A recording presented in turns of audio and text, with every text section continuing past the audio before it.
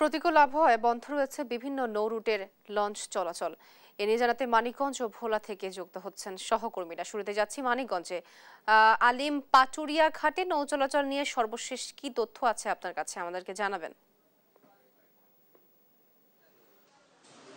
যেমনটা বলছিলেন, দেশের দক্ষিণ পশ্চিমাঞ্চলের 21 জেলার অন্যতম প্রবেশ পথ হচ্ছে পাটুরিয়া, দৌলতদিয়া ও আরিচা কাজিরহাট, এই দুটি নৌরুট। তো এই নৌরুটে সকাল থেকে বৈরী আবহাওয়ার কারণে কিন্তু বেলা 2টার সময় লঞ্চ চলাচল বন্ধ রাখে লঞ্চ কর্তৃপক্ষ। তো আমরা যে বিআইডব্লিউটিসি এবং বিআইডব্লিউটিএ কর্মকর্তাদের সাথে কথা বলেছি, তারা যেটি বলেছেন যে বৈরী আবহাওয়া এবং পদ্মা এবং যমুনার পানি উত্তাল থাকার কারণে দুর্ঘটনা এড়াতে কিন্তু লঞ্চ চলাচলটি বন্ধ করে রাখা হয়েছে। তো যে ম্যানেজার রয়েছে আব্দুল সালাম, আমি তার সাথে কথা বলেছি। তিনি যেটি বলছেন যে এই নৌ রুটে দুর্ঘটনা এড়াতে কিন্তু ফেরির সংখ্যাও কিন্তু কমিয়েছেন, যেখানে 17টি ফেরি বহরে ছিল, সেখানে এখন 13টি ফেরি দিয়ে যানবাহন এবং যাত্রী পারাপার করছেন বলে তার জানিয়েছে বিআইডব্লিউটিসি কর্তৃপক্ষ। এবং তিনি যে এই আবহাওয়া যদি আরো খারাপ হয় এবং নদী যদি উত্তাল হয়, তাহলে ফেরি চলাচল বন্ধ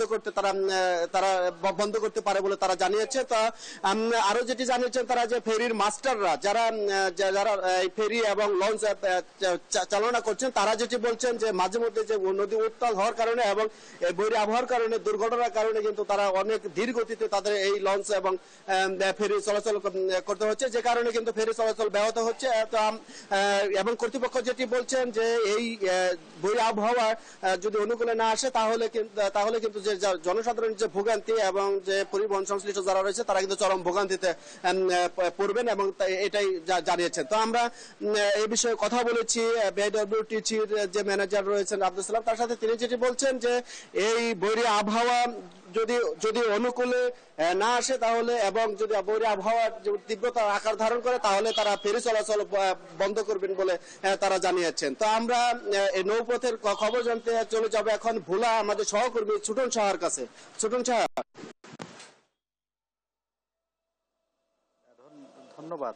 আপনি যেমনটি বলছিলেন, আসলে এই বৈরী আবহাওয়ার কারণে এই দক্ষিণের জনপদ দ্বীপ জেলা ভোলায়ও কিন্তু সব ধরনের লঞ্চ চলাচল বন্ধ রয়েছে। একই সাথে ভোলা লক্ষ্মীপুর, ভোলা ঢাকা এবং ভোলা বরিশাল সহ বেশিরভাগ রুটেই লঞ্চ চলাচল বন্ধ রয়েছে। এবং যারা গন্তব্যে এসেছেন, তারা আসলে এই লঞ্চ চলাচল বন্ধ থাকার কারণে তারা কিন্তু অনেকে ফিরে গেছেন, কেউ আবার ঘন্টার পর ঘন্টা অপেক্ষা করছেন যে কখন লঞ্চ ছাড়বে। তবে বিআইডব্লিউটি এর পক্ষ থেকে বলা হয়েছে, যেহেতু নৌবন্দরে 2 নম্বর এবং সমুদ্র বন্দরে 3 নম্বর সতর্কতা সংকেত চলছে, তো এই পরিপ্রেক্ষিতে কিন্তু এই লঞ্চ চলাচল বন্ধ করা হয়েছে এবং পরবর্তী নির্দেশ না দেওয়া পর্যন্ত এই লঞ্চ চলাচল বন্ধ থাকবে। এবং আমরা জেনেছি, এবং একই সাথে যদি সার্বিক যে আবহাওয়ার পরিস্থিতি সেটি বলা যায়, এখনো আবহাওয়ার বৈরী ভাব বিরাজ করছে এবং আজকে দিনভর কিন্তু বৃষ্টিপাত হয়েছে এবং এই বৃষ্টিপাতের কারণে কিন্তু বলা যায় যে জনদুর্ভোগ নেমে এসেছে এবং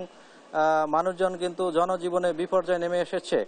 এবং আমরা জেনেছি যে নদ নদীর পানিও কিন্তু বৃদ্ধি পেয়েছে। এই বৃদ্ধির ফলে কিন্তু যে সমস্ত বাঁধের বাইরে নিচু এলাকা রয়েছে, সেগুলো কিন্তু প্লাবিত হয়েছে এবং প্রায় 25টি গ্রামে কিন্তু পানি ঢুকেছে এবং সেখানকার শত শত পরিবার কিন্তু পানিবন্দী অবস্থায় রয়েছেন, এমনটি কিন্তু আমরা জেনেছি। তবে সবচেয়ে যে বেশি দুর্ভোগ উপকূলীয় যে উপজেলা চরপেশন বঙ্গোপসাগরের কলকাতা, সেই উপজেলার কুকরিমুকরি, ঢালচর, চর পাতিলা সহ বেশ কয়েকটি বিস্তীর্ণ দ্বীপ চর কিন্তু প্লাবিত হয়েছে এবং সেখানকার মানুষ কিন্তু দুর্ভোগে পড়ছে। তো এখন পর্যন্ত বলা যায় যে লঞ্চ চলাচল বন্ধ রয়েছে এবং পরবর্তী নির্দেশ না দেওয়া পর্যন্ত এই লঞ্চ চলাচল বন্ধ থাকবে, এমনটি বিআইডব্লিউটি থেকে বলা হয়েছে। তো এ ছিল আমার কাছে ভোলাতে যে অভ্যন্তরীণ এবং দূরপাল্লা রুটের যে নৌযান চলাচল বন্ধ রয়েছে এবং আবহাওয়ার যে বৈরী অবস্থা বিরাজ করছে তা নিয়ে সর্বশেষ তথ্য।